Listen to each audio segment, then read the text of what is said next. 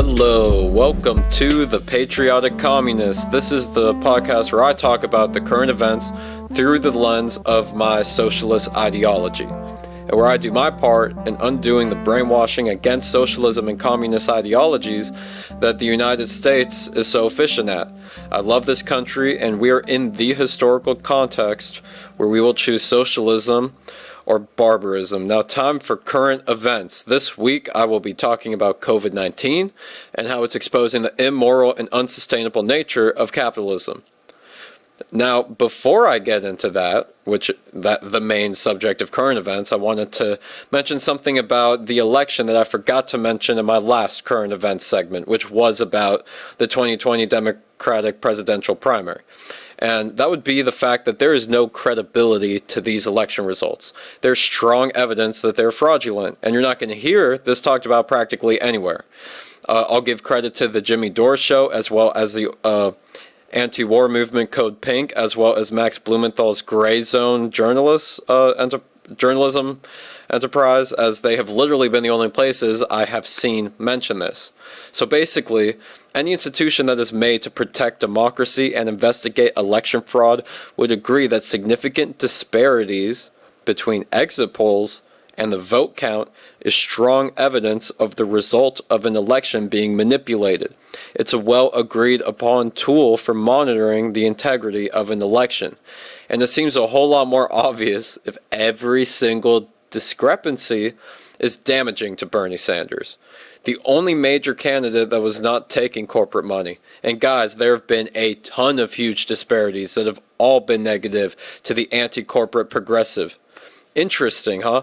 And these aren't small discrepancies. These are double-digit discrepancies. They're giant. I'm going to read part of a press release posted on grayzone.com, which is a website I recommend to all you guys. There's great articles on it and stuff. And the title of this press release is "The Gray Zone and Code Pink Demand Emergency OAS Election Observers in the 2020 Democratic Presidential Primary." The 2020 Democratic Presidential Primary, I'm reading the article now, by the way, has also been marred by unusual disparities between exit polling and difficult to verify computer counts.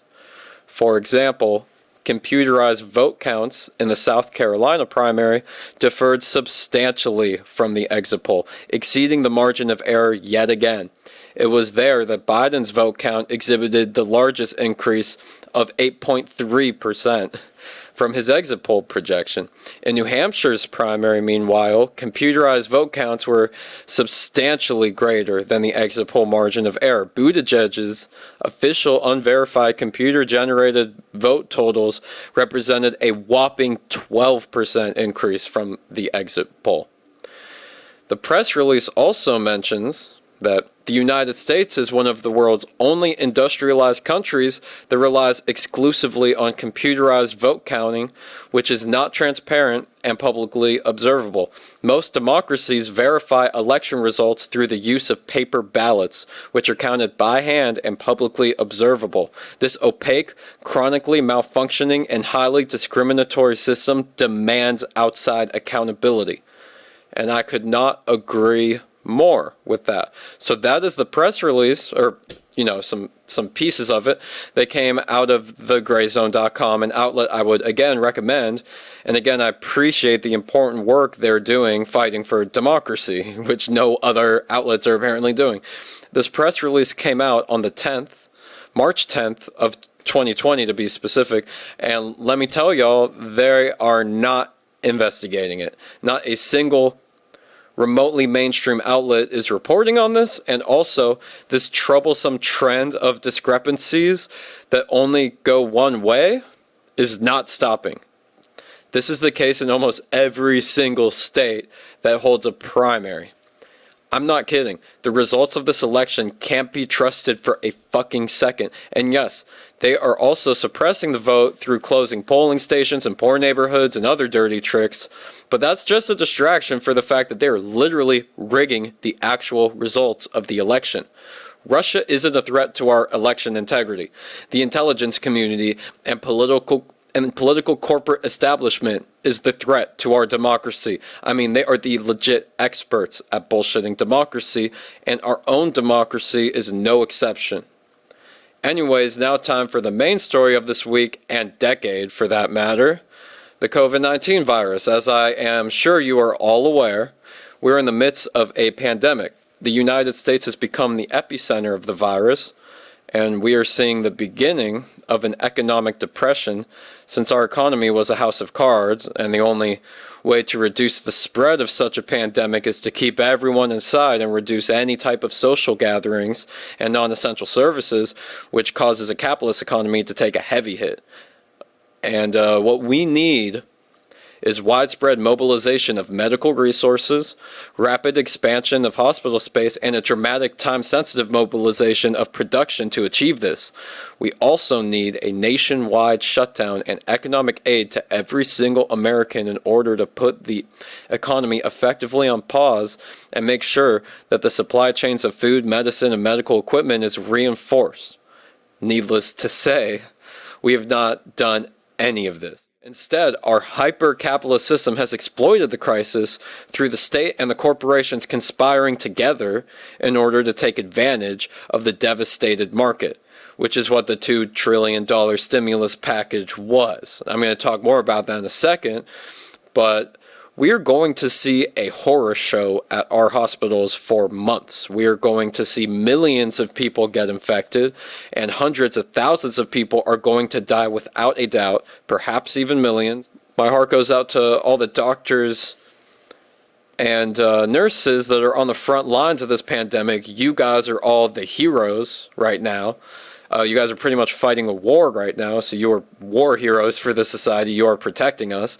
And also my deepest gratitude goes to anyone that is working in a grocery store or any other essential service that I'm sure just about everybody feels like they've taken for granted right about now, such as garbage, postal, and energy services. It is a disgrace that our government has not managed to prepare the nation's healthcare infrastructure for this situation with the proper protective equipment, and is still currently failing to do so. I also think that it is worth mentioning that the death rate of this virus is a fluid statistic that not only depends on the actual deadliness of this virus, but it also depends on the treatment and healthcare that is available among a population. Once our hospitals start getting overburdened and our treatments start running out, which they probably will, then the death rate in our country is going to go up. So this COVID-19 crisis has really got the oligarchs in this country in a pickle, to put it mildly. Our economy was extremely unstable to begin with, and this crisis has put capitalism in an impossible position. Our political system is in between a rock and a hard place with its response. For the interests of public health, the more we shut every single non-essential function of our economy down, the better. But in the interests of the economy, this is all devastating. And what we have to do, and what we have to remember, is that this economy disproportionately benefits the same people who control this country. So it makes sense that we are seeing the economy put above the people's lives. I mean, at the end of the day, that's why they continued with the elections in so many states for the Democratic primary. It's because Joe Biden was in a very good place, and they were not going to even entertain the idea of Bernie Sanders regaining his momentum. This is why Donald Trump is saying insane things like, maybe we can start going back to normal before any of the experts project we have even gone to the peak of this crisis. It's because all of the capitalists are freaking out, and they don't know what to do. And that's simply because capitalism doesn't work with pandemics. It doesn't work with a whole bunch of things, but apparently it really doesn't work to handle a pandemic. But the real big part of the story right now is the atrocity of a bill that passed through the House and the Senate and has gone all the way up to the president and passed that as well. So Congress has responded to the idea of the economy pausing. But of course, since we are controlled by capitalists, the stimulus package has been used as a way of grotesque exploitation of this crisis by the owning class, and put into motion a transfer of wealth and ownership to the 1% that we have never seen in modern history. They're basically doing the same thing they did in the 2008 recession, but on a much larger scale. What this is a giant giveaway to corporations with minimal strings attached during a time of a huge market crash where all of the prices of assets are low, and the only people with extreme capital power are the ones that are getting it from the government. So these same powerful oligarchs that are having capital handed to them by the government will use it to buy up property and small businesses that are going under and foreclosures, and the list goes on. Pretty much anything you can buy that's worth anything. So you have a situation where the government is literally just handing over our country to the oligarchs. Now, the way they get away with this is they disguise it as a necessity for our economy to stay intact. They claim the dollar amount is much lower than it will ultimately be, and they put this legislation in the same bill as a direct help to Americans that we actually desperately need because of the economic crash. And all that includes is a $1,200 cash payment directly to the people, as well as added benefits and funding to unemployment. And we desperately need both those things. But $1,200 will do nothing, really, in the bigger picture, and all of that money will go straight to the owning class anyways, in rent bills and phone bills, etc. And we need to make unemployment better to begin with. It is not adequate to deal with this financial unemployment crisis. So basically, the people get crumbs, and the corporations get tons. And that's not it. They also gave crumbs to the manufacturing of the medical equipment we desperately fucking need. They also gave crumbs to states which could actually get the money to the hospitals. The biggest, most influential part of this bill by far is the consolidation of corporate ownership and just ownership by the corporate class of this country. This is way more than a bailout. It's a power grab by the elite. As the economy slowly recovers, these assets that are bought up by these bailed out corporations will recover along with the economy, and we will be in a state of greater income and ownership inequality than we have ever seen in American history. This is a recipe for a revolution, and they don't even know it. And the Democrats went along with it once they put in some meaningless oversight. Something like a 5-person board who oversees $4 trillion exchange of wealth to the corporate state. There were more resources in this bill given to the surveillance of the American people, $500 million of it actually, into watching our movements, but only symbolic bullshit for oversight on a giant slush fund. This is disgusting. This is an extreme transfer of wealth. And in a capitalist world, that's an extreme transfer of power. Ask yourself the question, why did they put the corporate bailout in the same bill as the added unemployment benefits and direct payments to Americans? Why would they have all those things in the same bill? It's because it gives the politicians a fucking excuse for this extremely undemocratic and shady transfer of power, transfer of ownership. And while they give $4 trillion to corporations, they're only giving bits and crumbs to the people. And even bits and crumbs to hospitals and state governments. Seriously, the amount of money they're giving to all those things, including our brave doctors and nurses, is pathetic compared to the $4 trillion. And I really do think that a lot of the politicians are going to regret being cowards. But I'm going to get to that later. Another thing I want to mention is you'll hear a lot of corporate news and everything say that this is a $500 billion amount of money that's being given to corporations, but that's dishonest. It's a banking trick where they'll get more money over time and make a $4.5 trillion corporate slush fund, and I've heard smart economic expert people say that it's going to be a lot more than that. The only limitations on this money are, again, pretty much symbolic.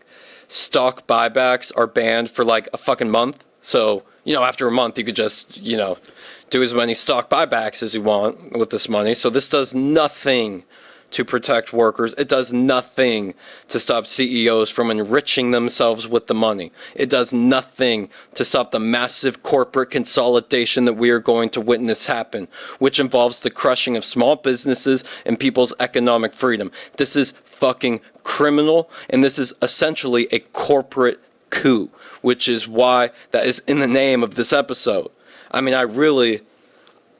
it's not really clickbait. This is really pretty much a corporate coup. And I'm no economist expert, but I've seen a lot of random economics experts come out of the woodwork and start talking on a lot of news shows that I like to watch, and they're saying the stuff that I'm saying. This is more than just a bailout. This is a giant power grab.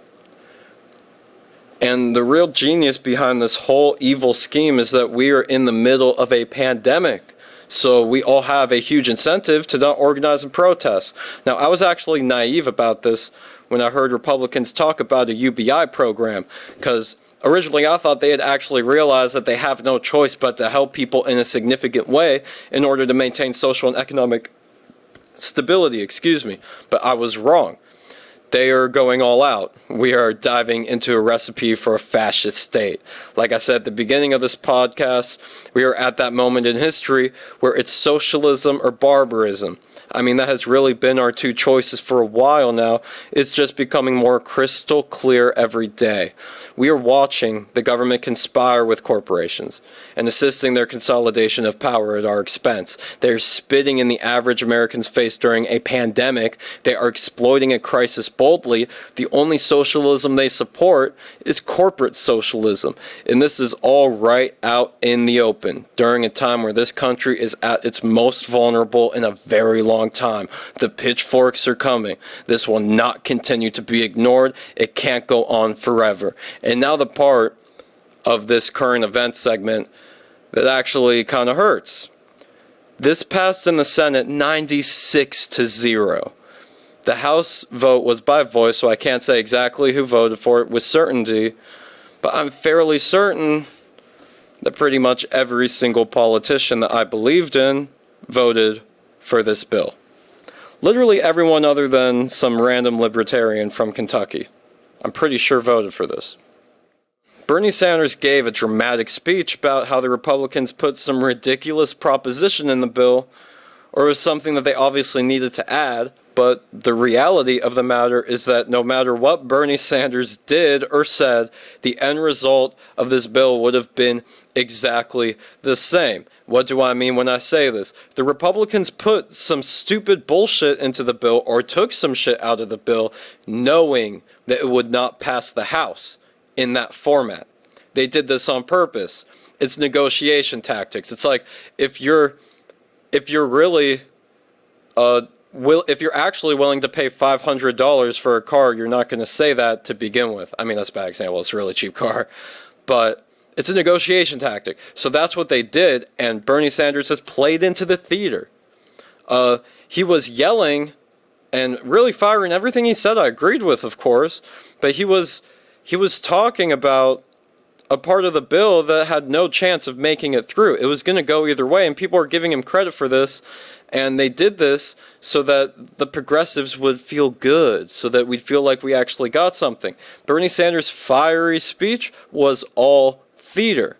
And the Republicans set up the bill so there'd be a fake argument and fake feeling of achievement among the left in the United States. Bernie Sanders, Elizabeth Warren, Ro Khanna, they all voted for this disgusting excuse for an economic relief package. So did Ilhan Omar, and as far as I know, AOC. And on all of them, that was either stupid or naive. But what it definitely was cowardly. Shame on all of you. When we need resistance the most, you guys rolled over. And I'm sorry, guys, but they are sorry excuses for revolutionists. It's time to take this revolution seriously and stop with the bullshit. Like I said before, when shit hits the fan, the real leaders stand up, and no one's standing up. AOC had a fiery speech too. She did, but she voted for it, didn't she? Yes, she did. They don't care if you have a fiery speech. They care about how you fucking vote. okay? And we are coming into a Great Depression. And we need to be vigilant and aware of what the people in power are doing right now. And we need to make plans to start making power grabs of our own. The left needs to get fucking serious about power. Because as of right now, it's not. Every single lefty campaign, Warren, Sanders, Yang, Gabbard, prove that they aren't serious about power. So it's up to us to start getting fucking serious about power. One last thing about current events.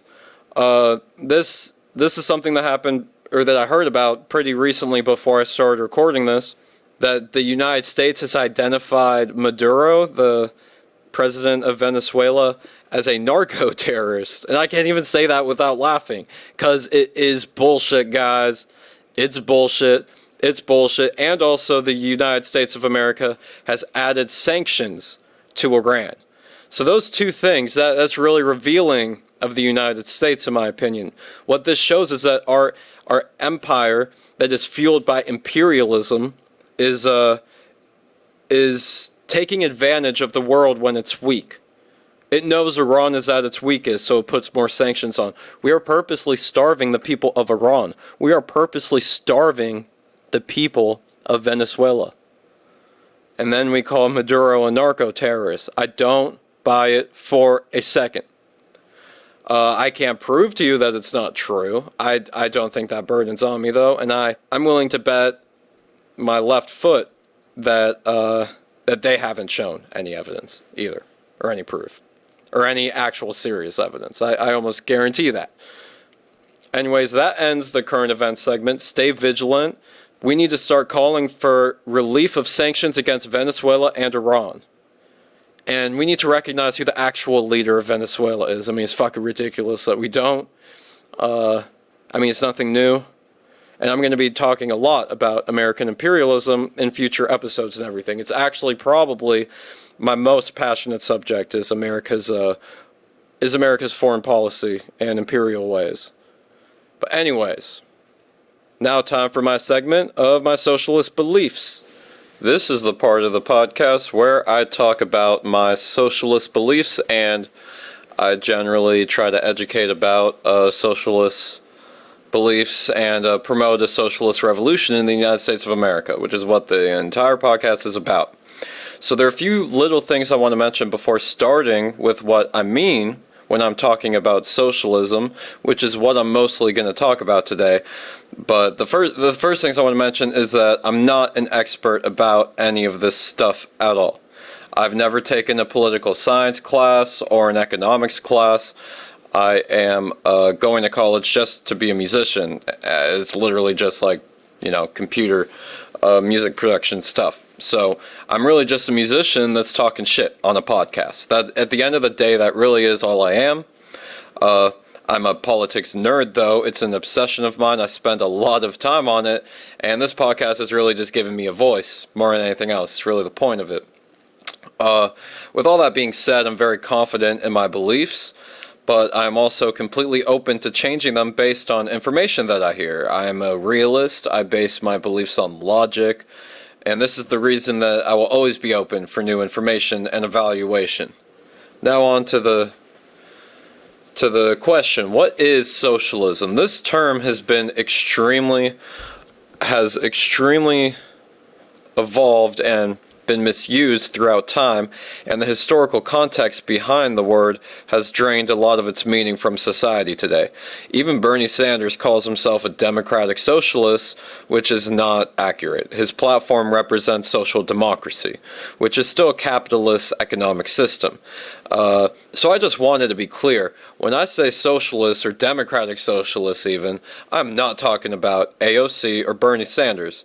When I'm referring to them or their ideology, I will call it social democracy. When I'm talking about socialism, I'm talking about the restructuring of the means of production and economic incentives in the interests of the majority and democracy. This is by no means what Bernie Sanders' platform is. This is a step past his platform.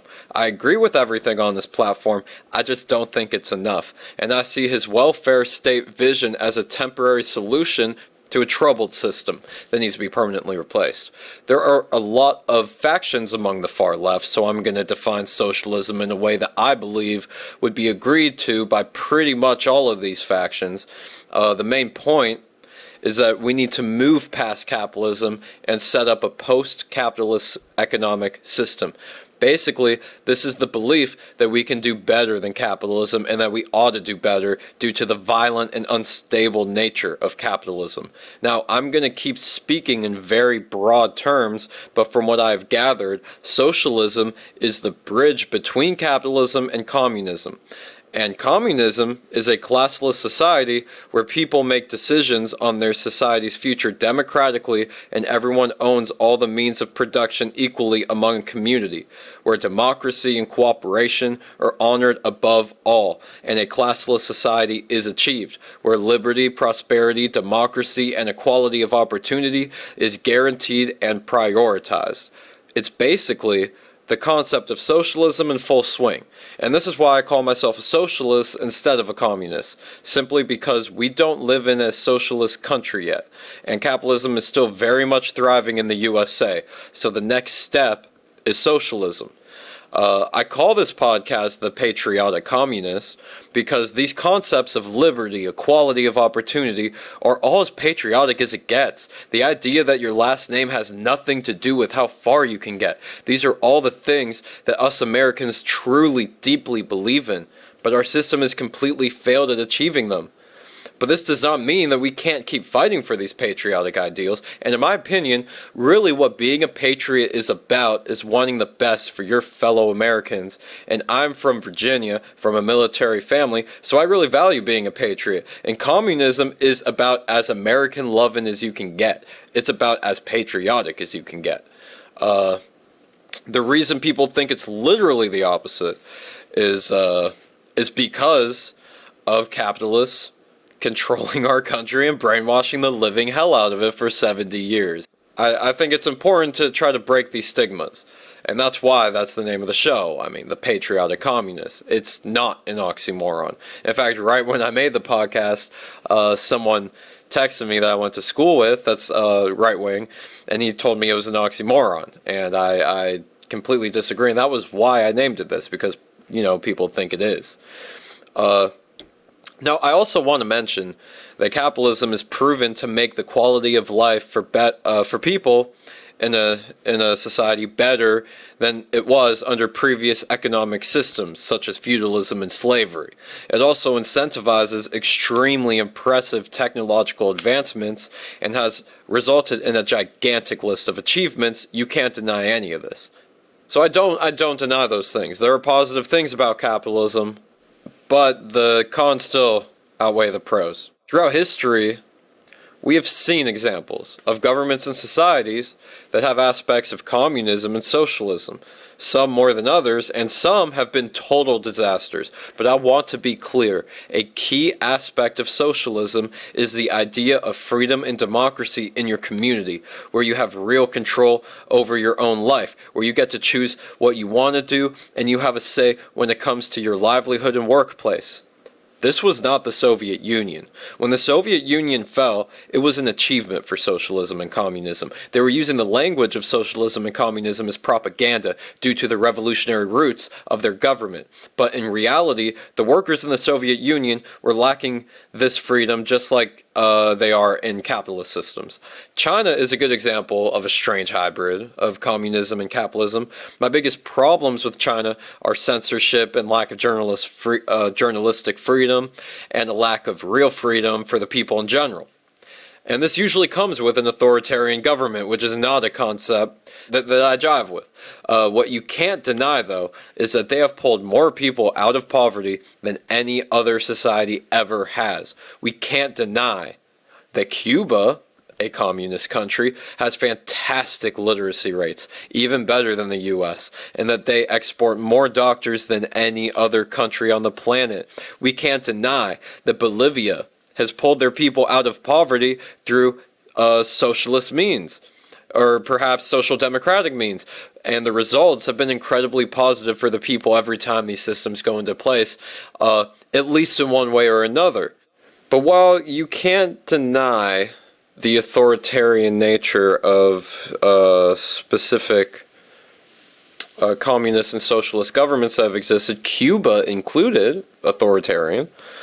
You also can't deny the authoritarian tendencies of the United States government, such as how they spy on their own people. They put whistleblowers in prison. We have had torture programs, and we have more people in prison than China, even though our population is less than half of theirs. So I understand if you have real disagreements with socialism and communism, but to say it's black and white, or that these ideologies are immoral, or to say that communism and socialism equals authoritarianism, I would say is ignorant and factually not true. I mean, in capitalism, the means of production is authoritarian. There is an owner that gets final say and veto power over literally any decision whatsoever. So to argue that communism is inherently authoritarian but not explain why is stupid. Because I could explain why capitalism is inherently authoritarian, at least when it comes to producing goods. Anyways, I also want to mention that socialism or even communism is not a perfect system or a utopia. And also it does not thrive for the equality of outcome. And when I hear this, I want to pull my hair out. The reason this is such a frustrating subject is because people will talk very confidently and righteously about this shit when they don't know what they're talking about. Communism is all about the equality of opportunity and the sharing of resources and opportunity to a point where society is classless. So in other words, this system really calls for equality of opportunity, a legitimate democracy where your vote, your voice, your rights are just as valued as anybody else's, regardless of your parents, race, or ethnicity. Communism is about real freedom, where you are allowed to pursue your dreams without being afraid of being evicted for not paying your bills. It's about a society where you can take serious risks because you know your fellow Americans won't let you live without a home or without food. So when you hear some asshole like Jordan Peterson yell about stuff he doesn't even fucking read up on, you know that he is an actor, simply emotional theater for his audience to feel good while watching.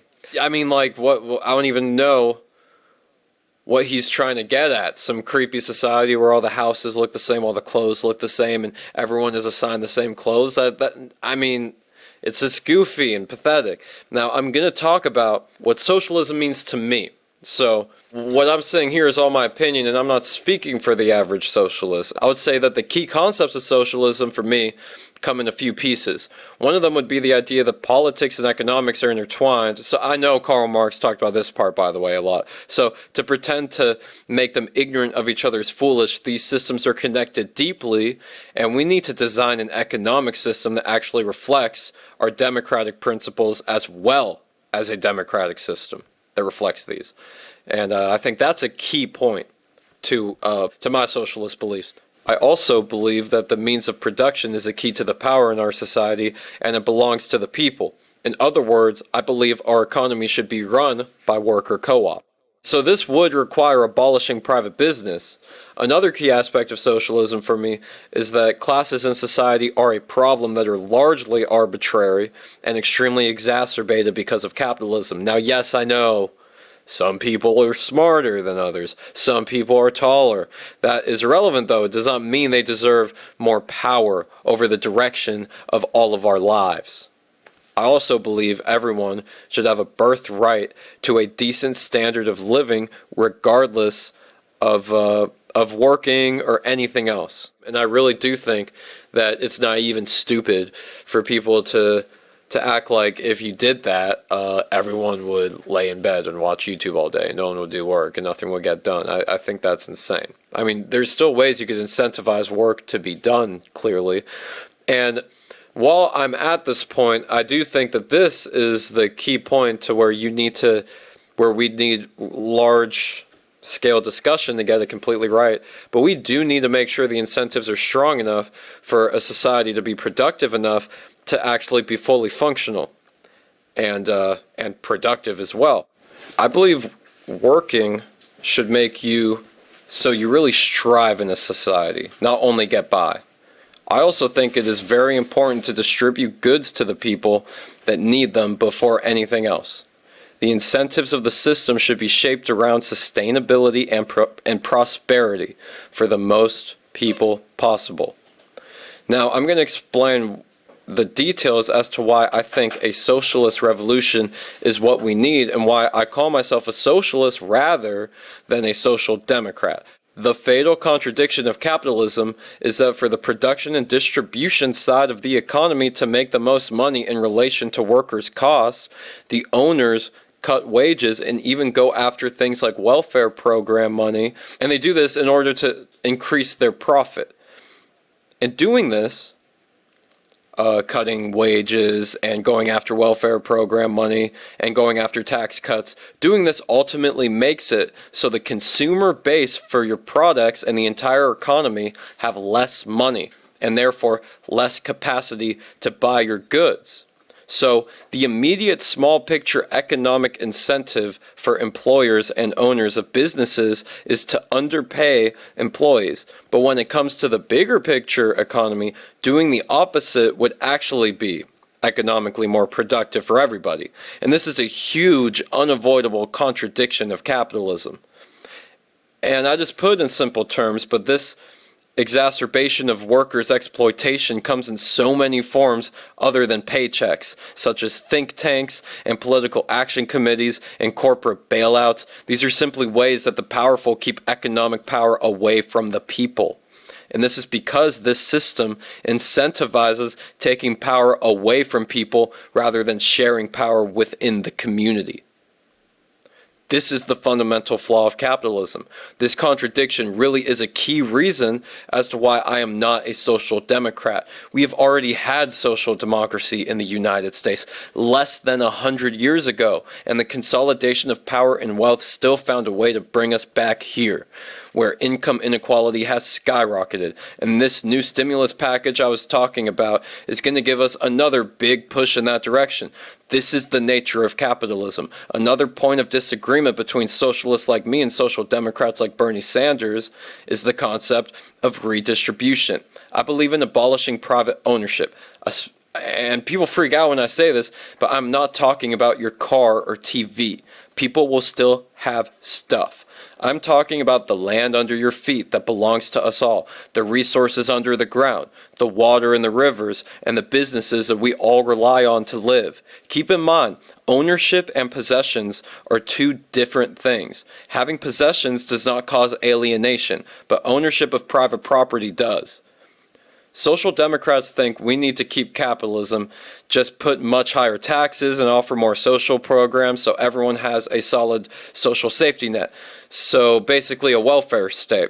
It's raising taxes in order to benefit all of society, especially the most vulnerable. And while I do agree that this is needed in the system, of course, and that it is an important first step, I think it fundamentally makes no sense. Why would we make a system that gives the wealthy and powerful the feeling of ownership over their massive profit, in turn just to take it away? I mean, on its face, that's an obvious recipe for class conflict, and it's unsustainable. So yes, we do need higher taxes, but I would argue that if we stop at higher taxes but don't try to confront the fundamental problems with capitalism, then what you will see over time is the wealthy people's taxes going down and our political systems once again becoming more and more corrupted. It happens every time. We used to have a good living wage, and we used to have free college education, and these things were not that long ago at all. Why fight for change if the root of the problem is still there? Why fight for only 100 years of change? In my opinion, it makes sense to distribute our goods, resources, and wages in a way that stops the inequality at the root. Otherwise, you will always be fighting capitalism. And the only way to take on this problem at the root is take profit incentive and private ownership out of the economic system. I hope this segment did a good job in clearing up what my general socialist beliefs are, and really the path that I think we need to go down. I think if we don't confront the fundamental flaws of capitalism in bold ways, we're going to run out of time. One last point I want to make on this front. All these people call the climate crisis a crisis, but they've really proven that they're not behaving like it's a crisis in the slightest. why don't we need socialism in order to combat that crisis? I mean, do we want to wait until that's too late, the same way we did with the coronavirus? Again, you can root all of these massive problems that have been accumulating over time in our society on the global economic system. Anyways, we need to confront the fundamental flaws of capitalism if we want to advance as a country. I love this country, and to anyone who's listening, thank you for listening, and hopefully I will see you next week. And yeah, stay safe. Crazy times right now. Thanks so much for listening to this episode of The Patriotic Communist. All of the music you heard in this podcast was produced and performed by me, Max Rice. And if you would like to check it out, just search Max Rice on any streaming platform. That's MAXRICE. Yes, like the food rice. This is Max Rice signing off. Powers I mentioned, y'all try to lessen the questions and attentions. Money equals power, we gotta kill this connection. These force-fed concepts make no sense. How y'all hating immigrants and we controlled by the 1%. Zombified by screens, dehumanization comes easily. All I hear are American supremacists, but this line of thought is a normality. Full of fallacies while we stay combative overseas. Laws and more laws, as far as I can see, and no one cares because of the mass distractions. We're expected to not question how the government uses our taxes, unless it's helping people. Then they ramble like that's all to see. Though we need to free the people, we need a fucking hero. We need some MLK, FDR style of change. We're full of pain and ignorant, but won't live in fear. Though we need some yellow vest, bulletproof vests and bold claims. We need that fire in our hearts that can't be tamed. We need to reject and correct our collective violent actions, but it won't happen. Fuck. We're all distracted.